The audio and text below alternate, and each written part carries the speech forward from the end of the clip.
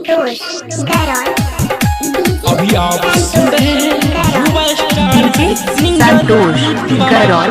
Music by DJ Umesh Shukipur Bazar. हेरो भोरे भोरे देलिए खाइला मीठा चारा आटा पानी में रख के देखलिए दोबारा हेरो भोरे भोरे देलिए खाइला मीठा चारा आटा पानी में रख के देखलिए दोबारा तैयो नहीं एको राती चोरई छै तैयो नहीं एको राती चोरई छै साला कटाऊ नहीं पारा फरल छै बिना सर से पारी झरल छै साला कटाऊ नहीं पारा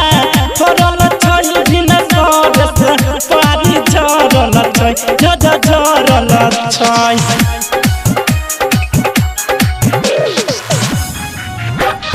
music by DJ Umesh Shukipur Bazar. देखी कहला गैया हमरा बड़का छछुनाता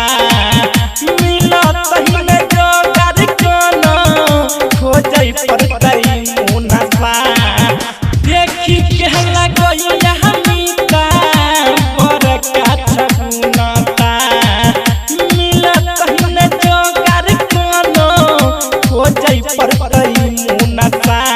केना कृष्ण लड़त के बड़का अखाड़ा ओकरो से मन एकर हेते नहीं पूरा केना कृष्ण लड़त के बड़का अखाड़ा ओकरो से मन एकर हेते नहीं पूरा फुटा पकड़ के हयरल छै फुटा पकड़ के हयरल छै साला कटाऊ नहीं पारा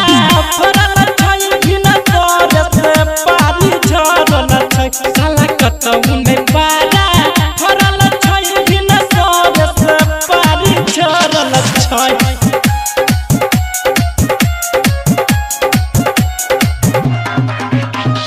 music by DJ Umesh Shukipur Bazar.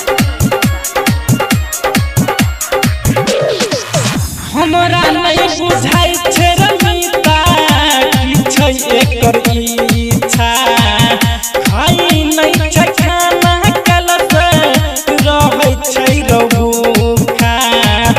हमरा नहीं बुझाई छै रमीता की छै एकर इच्छा खाई नहीं छै खाना कल से रहै छै रे भूखा एकर चक्कर में है गेल पगलाई पता चलल हमारा छै हर जाई एकर चक्कर में है गेल पगलाई पता चलल हमारा छै हर जाई फुटा पकड़ के हयरल छै फुटा पकड़ के हयरल छै साला कटाऊ नहीं पारा